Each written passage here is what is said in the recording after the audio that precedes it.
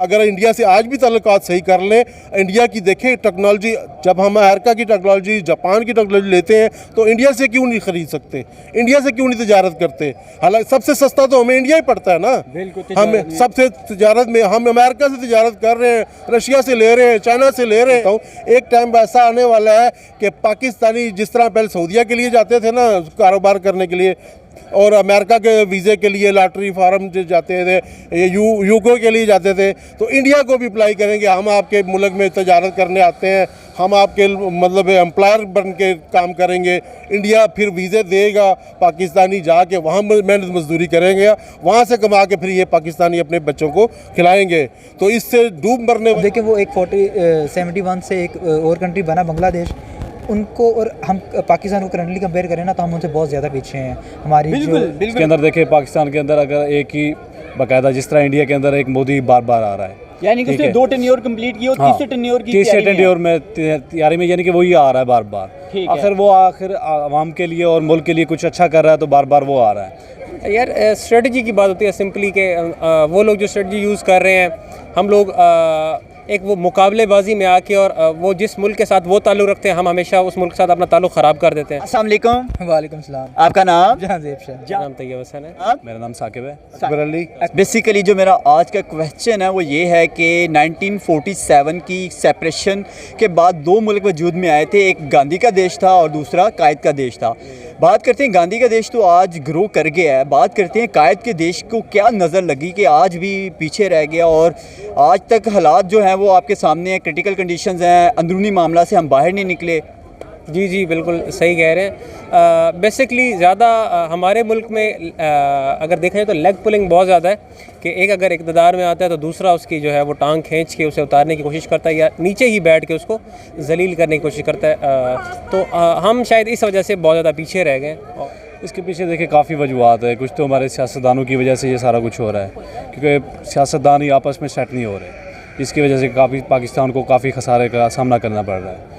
इसके अंदर देखिए पाकिस्तान के अंदर अगर एक ही बाकायदा जिस तरह इंडिया के अंदर एक मोदी बार बार आ रहा है, यानी कि उसने 2 टेन्योर कंप्लीट किए और तीसरे टेन्योर में तैयारी में, यानी कि वही आ रहा है बार बार।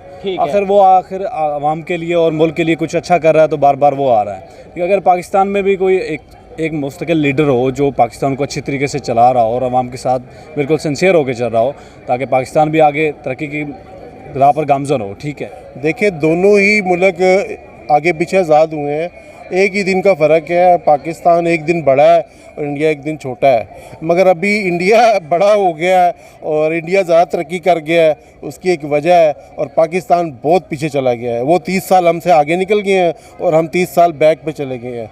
60 साल का डिफरेंस हो गया। 60 साल का डिफरेंस हो गया इसको, यानी कि अगर हम 60 साल लगाएंगे तब वहाँ तक पहुँचेंगे जो आज इंडिया जहाँ पे खड़ा है। हम 60 साल में अगर पहुँचेंगे तो वो 120 आगे और निकल गए होंगे। 120 आगे अब हम बहुत मुश्किल है कि इंडिया को बीट करें या इंडिया के पास भी आएँ। सर इकोनॉमिकली बात करें, इंडिया की इकोनॉमी हमसे बहुत बेहतर हो चुकी है, 5वीं बड़ी इकोनॉमी बन चुकी है। और अगर व्हीकल्स की बात करें, दुनिया की 3री बड़ी व्हीकल्स को प्रोड्यूस करने वाली वो मार्केट बन चुकी है। ओवरऑल बात करते हैं इंडिया की, तो इंडिया डे बाय डे अपने आप को बहुत ज़्यादा बेहतर कर चुका है। देखिए ना, इसलिए बेहतर कर चुका है कि वो लोग अपने मुल्क से मुखलिस हैं। इंडियन जो है ना, भारत, देखिए हमारा तो एक नाम है पाकिस्तान, वो भारत भी कहते हैं, इंडिया भी कहते हैं, ठीक है, हिंदुस्तान भी कहते हैं। और उनकी जितनी भी कौमें हैं, हमारे मुल्क में तो इतनी ज़्यादा ना शहर हैं, ना इतने ज़िले हैं, ना डिवीज़न हैं, वहाँ तो बहुत ज़्यादा हैं, मगर पहले उनके वो बिखरे हुए थे। आज से 30 साल पहले तक ना इंडिया आपस में से ही जुड़ा ही नहीं था। अच्छा यार स्ट्रेटजी की बात होती है सिंपली के वो लोग जो स्ट्रेटजी यूज़ कर रहे हैं, हम लोग एक वो मुकाबलेबाजी में आके और वो जिस मुल्क के साथ वो ताल्लुक़ रखते हैं, हम हमेशा उस मुल्क के साथ अपना ताल्लुक़ ख़राब कर देते हैं। ठीक है, जब उनका सुपर पावर के साथ ताल्लुक़ रहा तो हमने ख़राब कर दिया। बाद में जब वो उधर से हट गए तो हम उनके साथ मिल गए। अब वो रशिया के साथ उनसे पेट्रोल ले रहे हैं तो हम अब उनसे नहीं ले सकते। तो हमने थोड़ी सी वो जो है ना अपना वो डिफरेंट कर दिया है, मतलब उनके साथ ना हमने मुकाबलेबाजी में आके ना हमने वो ख़राब कर दिया और वो आगे निकल गए। उम्मीद है पाकिस्तान में कोई ऐसा लीडरान, क्योंकि हमारी यहाँ पे इंस्टेबिलिटी है, जब तक स्टेबल नहीं होगा तब तक हमारे हालात बेहतर नहीं हो सकते। क्या नज़र आता है आगे का फ्यूचर पाकिस्तान का? पाकिस्तान का फ्यूचर नज़र आता है, यहाँ तक कि हमारी यूथ जो है, अगर यही इनको बेसिक रूट लेवल पे अभी हम समझाना शुरू करें, सिखाना शुरू करें, तो ही एक जब वो उस टाइम पे आके कोई 15 साल 20 साल के बाद जब वो ग्रो करेंगे, बड़े होंगे, तो शायद जाके कोई, क्योंकि हमारा सारा सिस्टम ही अंदर से करप्ट है, खोखला है। बिल्कुल सही कह रहे हैं। बस यही बात है कि हम लेग पुलिंग छोड़ दें और ज़रा जो है वो टेक्नोलॉजी को सही तरह यूज़ करना हमें आ जाए, और सियासत से निकल के हम काम की तरफ आ जाए। जो असल सियासत है ना, जो खोखला कर रही है, हमें ख़राब कर रही है, उससे निकल के लोगों के साथ जो है मिलजुल के काम करें, तो हम तरक्की करेंगे इंशाल्लाह। देखिए वो एक 71 से एक और कंट्री बना बांग्लादेश, उनको और हम पाकिस्तान को करंटली कंपेयर करें ना, तो हम उनसे बहुत ज़्यादा पीछे हैं। हमारी बिल्कुल, जो बिल्कुल। देखिए 92-93 का एक टका है, तो हम जो है 285 पे पहुंचे हुए हमारे डॉलर, इतना हमारा करेंसी डिफरेंस है। अब ये वो लोग थे 1971 में जिनको ना क्लर्कों की नौकरी भी नहीं दी जाती थी उनके ऑफिस में भी यहाँ से लोग जाते थे। बहुत सारी क्राइसिस थे हाँ, बांग्लादेश में। मल्टीपल क्राइसिस है। तो उसके बाद से जो पाकिस्तान का एक टेनोर है, जो एक पॉलिटिकल कन्फ्लिक्ट्स आए हैं, ये कुछ दो बड़ी जमातें आई हैं, जैसे ये भुट्टो और जो ये नून लीग वगैरह की, जो बिल्कुल ये तब से स्टार्ट हो चुकी थी उनकी उस टेन्योर से। अब उस टेन्योर में भी देखें तो पाकिस्तान ठीक है, थोड़ा ग्रो किया है, लेकिन उस नेक्स्ट लेवल पे नहीं गया। अब रिसेंट जो आप देखते हैं ना, 2008 तक मुशर्रफ का दौर रहा है। मुशर्रफ के दौर में भी पाकिस्तान के ऊपर कोई कर्जा नहीं था, बहुत माइनर सा था, ना होने के बराबर था। मुशर्रफ ने ये सारी चीज़ें इन्फ्लेशन जरूर था, महंगाई थोड़ी थी, लेकिन मतलब इतना कर्जा नहीं था जितना अब बढ़ चुका है। हाँ, उसने सैलरीज बहुत इंक्रीज़ कर दी थी, 100% जो इंक्रीमेंट्स लगा के वो सारी चीज़ें सॉर्ट कर दी थी। अब जैसे ही हमारा जो मेन टर्निंग पॉइंट हुआ है ना, वो जैसे एक फर्स्ट वाला 8 से 13 का जो जरदारी साहब का दौर है, उस दौर में तो हमारी इन्फ्लेशन का जो लेवल है ना, वो नेक्स्ट लेवल ही पहुंच चुका था। देखें हम जो पीछे हैं ना, ये हम स्टार्ट से ही पीछे नहीं हैं। इसके जो है हमारे जो काफ़ी सारे टेन्योर्स आते रहे हैं तरक्की के। अभी किस तरह हुआ कि जैसे ही हमारी सेपरेशन हुई, उसके बाद हमारे जो स्टार्ट में कुछ लोग थे, उन्होंने पाकिस्तान को बहुत आगे लेके गए। जैसे 1947 में दोनों मुल्क बने, हमारे हालात बहुत ही बुरे थे, हमारे पास आर्मी इतनी नहीं थी, टैंक्स इतने नहीं थे, असला नहीं था। लेकिन ऐसा ऐसा with the passage of some years जो है पाकिस्तान थोड़ा सा स्टेबल हुआ। 1958 में जब अयूब खां का दौर आया, अयूब खां का दौर जो है वो आई थिंक 69 या 68 तक चला है। उस दौरान पाकिस्तान ने अपने आप को इतना ज़्यादा ग्रो किया। अयूब खां ने जो है ना एक प्लान लेके चला, पहला 5 साल मंसूबा, दूसरा एंड थर्ड सो, तो इस तरह जितना उसका टेन्योर चला ना, तो 3 मंसूबे उसने दिए। अब इस तीनों मंसूबों में पाकिस्तान इतना ग्रो किया कि पाकिस्तान ने जर्मनी को कर्जा दिया अपने पास से। लाइक पाकिस्तान के जो रिजर्व थे वो इतने ज़्यादा स्ट्रॉन्ग थे। जैसे जो है 65 की उसके दरम्यान में हमारी जंग भी है, और एक जंग जो है वो एक कंट्री में बहुत ज़्यादा अफेक्ट डालती है उसकी इकॉनमी पे भी। लेकिन फिर भी जो पाकिस्तान की ग्रोथ हुई इस मामले में, उन लोगों ने बड़ी अच्छे से डील किया। 1971 में जो एक हमारे साथ इंसिडेंट हुआ है, बांग्लादेश हमारा जो मशरक़ी पाकिस्तान था वो लैदा हुआ है। अब देखिए वो एक और टर्निंग पॉइंट था दोनों कंट्रीज़ का। देखिए ये बैरूनी ममालिक हैं, ठीक है, कुछ तो उनकी भी साजिशें इसके अंदर शामिल हैं कि पाकिस्तान को आगे नहीं जाने दे रही, और कुछ जो है पाकिस्तान का ख़ुद भी जो है ना, पाकिस्तान की आवाम और जो पाकिस्तान के लीडर्स हैं, कुछ कसूर उनका भी है। देखिए एक अच्छा लीडर को काम कर रहा है, जैसे कि इमरान खान, मैं इमरान खान का सपोर्टर हूँ, वो एक अच्छा काम कर रहा था, ठीक है। उसका चलने बैठने उठने और बाहर के ममालिक से आने जाने का जो सिस्टम था और किसी से बात करने का अंदाज़, वो उसका बहुत ही अच्छा था, मुझे बहुत अच्छा लगा है, ठीक है। इस तरह का लीडर अगर आता है पाकिस्तान के अंदर, तो वो पाकिस्तान को तरक्की की राह पर गामजन करेगा। सर जी ऐसा ही है। देखिए एक बात ये भी है कि इंडिया एक बड़ी कंट्री है, हमारे पाकिस्तान से एक बहुत बड़ी कंट्री, बिग कंट्री में आती है, ठीक है ना, वो ज़्यादा है, और उसके पास काफ़ी वसाइल भी हैं जो उसको तरक्की की राह पर गामजन कर रहे हैं, ठीक है। पाकिस्तान भी अगर चाहे, अगर लीडर्स जो है, यहाँ पर सिर्फ इशू चल रहा है लीडर्स का, लीडर्स अगर ठीक हो जाते हैं, ठीक है, तो मुल्क भी हमारा इंशाल्लाह ठीक हो जाएगा। यानी कि मेन फैक्टर यही है कि हमारे यहाँ लीडरशिप नहीं है। अगर लीडरशिप आ जाएगी तो कुछ जो भी आए, यानी कि उसको टेन्योर कंप्लीट करने दिया जाए। ऐसा ही है। देखिए पाकिस्तान भी एक ज़राई मुल्क है, इसके अंदर भी काफ़ी ऐसी चीज़ें हैं मौजूद हैं। पाकिस्तान ज़राई मुल्क है, आपको पता है इस टाइम पाकिस्तान में वीट की कमी है। ज़राई मुल्क होने की वजह के बावजूद भी बात करते, बाहर से हम वीट मंगवा रहे हैं, और यहाँ पे आटे का फुकदान है, हर चीज़ का फुकदान है, क्या कहेंगे? देखिए ये बड़े बड़े इदारे हैं जो कि ये सारी चीज़ें पाकिस्तान के अंदर मौजूद हैं। पाकिस्तान के अंदर गंदम भी है, हर चीज़ है, लेकिन जो हमारे बड़े बड़े कुछ ऐसे छुपे रुस्तम हैं जो इन चीज़ों को छुपा रहे हैं, ठीक है, इनको ब्लैक करके बेचा जा रहा है। और जो लोग, जो मुल्क भी है, जो इंसान भी है, कर्जा लेता है वापस नहीं करता, उसकी कोई माशरे में इज्जत नहीं होती, ठीक है। इसी तरह पाकिस्तान ने अपनी इज़्ज़त गंवाई है और इंडिया तरक्की इसलिए कर रहा है, इंडिया किसी से कर्जा नहीं लेता, उसके अपने एसेट हैं, उसने अपने कर रहा है, अपने उसके लोग उसके साथ मुखलिस हैं, हम उसके सियासतदान उसके साथ मुखलिस हैं। बेशक आप पार्टियाँ अपने आपस में जितना भी लड़ें मगर उनका नज़रिया एक होता है।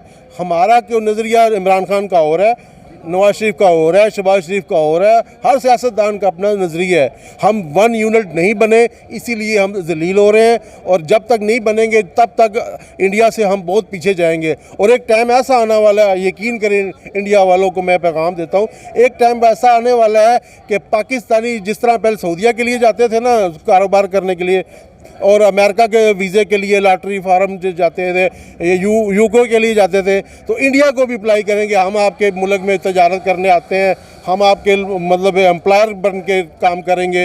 इंडिया फिर वीज़े देगा, पाकिस्तानी जाके वहाँ मेहनत मजदूरी करेंगे, वहाँ से कमा के फिर ये पाकिस्तानी अपने बच्चों को खिलाएंगे। तो इससे डूब मरने वाली बात है कि एक जैसे दो भाई आपस में अलहदा हुए हैं और एक भाई कहाँ पहुँच गया है और दूसरा भाई कहाँ पहुँच गया है, तो ये हमारे लिए मरने वाला मकाम है। इससे तो बेहतर है कि बस ये वाला भी उन्हीं को दे दे बड़े भाई को कि बड़े भाई आप ही आ जाओ, इसको संभालो, हमसे तो नहीं संभलता। शायद वही इसकी कानबी को छोटे भाई की को मदद कर दें, मगर ये दूसरे से गैरों से मदद मांगेंगे, अपने बड़े भाई से नहीं मांगेंगे। अगर ये मांगे, अगर इंडिया से आज भी ताल्लुकात सही कर लें, इंडिया की देखें टेक्नोलॉजी, जब हम अमेरिका की टेक्नोलॉजी, जापान की टेक्नोलॉजी लेते हैं तो इंडिया से क्यों नहीं ख़रीद सकते, इंडिया से क्यों नहीं तजारत करते। हालांकि सबसे सस्ता तो हमें इंडिया ही पड़ता है ना, हम सबसे तजारत में हम अमेरिका से तजारत कर रहे हैं, रशिया से ले रहे हैं, चाइना से ले रहे हैं। हम अपने तमाम हमसाये ममालिक के साथ किसी के साथ हमारे ताल्लुकात अच्छे है ही नहीं। ईरान से बात करें, तेल नहीं ले रहे, उन्होंने पाइपलाइन बिछाई, हमने नहीं ले सके। गैस की पाइपलाइन बिछाई, हम नहीं ले सके। हम बात करते हैं रशिया से, तो तेल लेने की बात की थी, तेल नहीं ले सके। और बहुत सारे मसाइल जो हम अपने नेबर कंट्री के साथ तो ताल्लुकात हमारे अच्छे है ही नहीं। आप देखें रिसेंटली जैसे कि अभी इंडिया भी हमारा बहुत अच्छा नेबर कंट्री है, जो जिससे हमें वीट सस्ती मिल सकती है। वो इसी नहीं लेते ना कि हम अमेरिका के शुरू से आज तकरीबन 40-50 साल से ना हम अमेरिका के ग़ुलाम हो चुके हैं। अमेरिका से हम IMF से इतना कर्जा ले चुके हैं कि वो हमें लेने नहीं देता। ये ग्वादर पोर्ट क्यों नहीं खुल रही है, IMF की वजह से नहीं खुल रही है। पाकिस्तान के जितना भी मुआशी ये एस्टेब्लिशमेंट जो भी कुछ भी कर रही है, ये अमेरिका के कहने पे कर रही है ना। पाकिस्तान में इस्तेकाम क्यों नहीं आ रहा, इंडिया क्यों ऊपर जा रहा है, दुबई क्यों ऊपर जा रहा है। अगर पाकिस्तान अगर आज भी अपने पाँव पे सही खड़ा हो जाए तो दुबई को कौन पूछेगा, ग्वादर अगर सही फिनिश हो जाए तो कौन पूछेगा। ये तो सारे मिलजुल के इसको कौम, असल कौम सोई हुई है, कौम को शऊर ही नहीं है। यकीन करें, कौम को अगर पता चल जाए कि हमारा मुखलिस कौन है, कोई नहीं है। कौम यही समझती है हमें फ़ौज बचाती है, हमारे इंडिया वाले हमें मार देंगे आगे और इन्होंने हमें बचाया हुआ है। और यह बचाने वाली ज़ात अल्लाह की है, ठीक है। कोई कि आपको ना फ़ौज बचा सकती है ना इस्टेब्लिशमेंट बचा सकती है। जब आपने मरना है तब मरना है, और इस गुर्बत से तो ना मरो यार, ठीक है। सबके साथ तल्लुकात अच्छे करो। चाहे देखें जब इंसान मर रहा होता है ना तो वो गधे को भी खाना पड़ जाता है उसको, ठीक है। तो वो गधे तो नहीं है ना यार, कम से कम हमारे हमसाये हैं तो उनसे ताल्लुकात अच्छे करो। नहीं, ठीक है, अगर नहीं करते तो बस फिर और इसका अल्लाह ही हाफ़िज़ है। ठीक है जी। इंडिया बेसिकली अब सारा भी ये कसूर जो है वो हम पाकिस्तानियों और इसका नहीं है, थोड़ा सा लैंड का भी मसला है कि उनकी लैंड स्पेस ज़रा ज़्यादा है, हमारी लैंड स्पेस कम है। एक मोहल्ले में जो घर बड़ा होता है, ज़ाहिर है उस घर में से ही ज़्यादा लोग बाहर फिर रहे होते हैं, छोटे घर में से बहुत ही लोग कम बाहर जाते हैं। सर उसकी रीज़न है ना कि यहाँ पे हमारी एजुकेशन की बात करें, उनकी एजुकेशन हमारी एजुकेशन में बहुत सारा डिफरेंस नज़र आता है। हाँ जाहिर है, डेट नहीं है। हाँ। हम बहुत सारी चीज़ें वही पढ़ रहे हैं जो हमारे आबाओ अजदाद पढ़ते रहे हैं। कि क्या वजह है कि अगर अप टू डेट किया जाए, मॉडर्न दौर के मुताबिक होनी चाहिए, जिससे हमारी एजुकेशन अप टू डेट हो और लोगों को अच्छी अपॉर्चुनिटीज़ मिल सके। हाँ, ये एजुकेशन की आपने बहुत अच्छी बात की है। हमारा ये जो है वो ड्रॉबैक यही है कि हम लोग एजुकेशन पर ज़्यादा तवज्जो नहीं दे रहे। हमें अपने उन इलाकों में तालीम को लेकर जाना चाहिए जहाँ अभी तक तालीम पहुँची ही नहीं है, ठीक है। तो और सिलेबस वाकई अब कह रहे हैं कि पुराना सिलेबस चल रहा है। ज़ाहिर है मैंने जो पढ़ा, मेरे भाई ने भी वही पढ़ा, मेरा छोटा भाई उसके छोटा उससे भी छोटा जो था उसने भी वही पढ़ा, तो वो एक चीज़ें जो है वो स्किल बेस होनी चाहिए चीज़ें। स्किल होनी चाहिए, सिखाना चाहिए बचपन से ही, प्रैक्टिकल जो है चीज़ें वो होनी चाहिए, प्रैक्टिकल नहीं है हम लोग। अच्छा सर, ये तो सारी बात होगी हमारे पाकिस्तान की, ये तो हमारी वीकनेस की आपने एक वीक पॉइंट बताया कि ये जगहों से हम लोग वीक हुए हैं। इम्प्रूवमेंट कैसे कर सकते हैं? अगर अपने नेबर कंट्री को देखें, वो बड़ी तेज़ी से ग्रो कर गया, और बल्कि बाकायदा पिछले अगर 10 सालों की बात करें, उनका टेन्योर जैसे कि 2 टेन्योर मोदी ने कंप्लीट किए हैं। अब बात करें पाकिस्तान का, तो कोई भी एक सियासतदान ऐसा नहीं आया जिसने एक टेन्योर भी कंप्लीट किया हो। अगर गांधी की बात करें, वो 2 टेन्योर के साथ उसने बड़ी अच्छी अचीवमेंट दिखाई, अपने मुल्क को बेहतर सिमत की तरफ लेके गया। देखिए ये बिल्कुल ऐसा ही है, 20वां वज़ीर-ए-आज़म है ऑलमोस्ट ये शहबाज शरीफ, और पाकिस्तान की हिस्ट्री में आज तक कोई भी वज़ीर-ए-आज़म ने 5 साल टेन्योर कंप्लीट नहीं किया। अब आप पॉलिटिकल कन्फ्लिक्ट देखें इंडिया में, जैसे ये दोबारा इलेक्शन हुए, इतने ज़्यादा कन्फ्लिक्ट हैं उनके भी, कि मतलब जिस तरह हम देखते हैं ना हमारे करंटली कितने 2 पार्टीज़ के दरमियान 3 पार्टीज़ के दरमियान कन्फ्लिक्ट इतने ज़्यादा हो रहे हैं, उनके भी हैं। लेकिन उनका मेन जो है ना, उनकी स्ट्रेंथ का मकसद, वो जब कोई गवर्नमेंट में आता है ना, वो जो अपने उन्होंने एक एम सेट किए होते हैं, एक प्लान दिए होते हैं कि हमने ये करना है, बिल्कुल वो उस चीज़ को आगे लेके चलते हैं, ताकि हमारे यहाँ पे उसको लेके नहीं चलते। बिल्कुल उन्होंने देखा है जो डेवलपमेंट कोई भी आ रही है पार्टी, जो डेवलपमेंट जहाँ पे रुकी है उसे आगे फर्दर उसे ग्रो ही करना है, उससे पीछे नहीं आना। हम जो है एक आ रही है वो दूसरे को गिराने में लगे हुए हैं, कन्फ्लिक्ट्स में इतने लगे हुए हैं, डेवलपमेंट की कोई बात ही नहीं है। अब करंटली जो हुकूमत है वो किसी दूसरे से अपना बदला ले रहे हैं, दूसरे हुकूमत से ले रहे हैं। जो ग्रोथ है वो पाकिस्तान की स्ट्रक हुई पड़ी है, इकोनॉमी का हमारा बेड़गर को होता जा रहा है, उनमें भी कन्फ्लिक्ट हैं, लेकिन वो अपनी ग्रोथ और अपने उस फैक्टर्स को नहीं भूलते कि जो उन्हें आगे लेके जाना है, जो उन्होंने ग्रोथ करनी है। IT सेक्टर की बात करें, ऑटोमोबाइल्स की बात करें और दूसरे सेक्टर्स की बात करें, तो वो अपने आप को बहुत ज़्यादा ग्रो कर रहे हैं। बिल्कुल ऐसे ही है। लास्ट पे कोई मैसेज देना चाहें? मैसेज यही है कि आप कन्फ्लिक्ट तो चलते रहते हैं, हर कंट्री में होते हैं, कोई भी ऐसी कंट्री नहीं है कि जिसमें कन्फ्लिक्ट ना हो, लेकिन मेन चीज़ ये होती है कि आपने जो अपने डेवलपमेंट के एम्स हैं, अपने मुल्क के साथ वफादार रहें आप, वो आप उस अच्छे वे में काम करते रहें, तो इंशाल्लाह एक दिन आएगा हम भी तरक्की करेंगे, उम्मीद की जा सकती है इंशाल्लाह। उम्मीद पे दुनिया कायम है। Okay, thank you sir, thank you.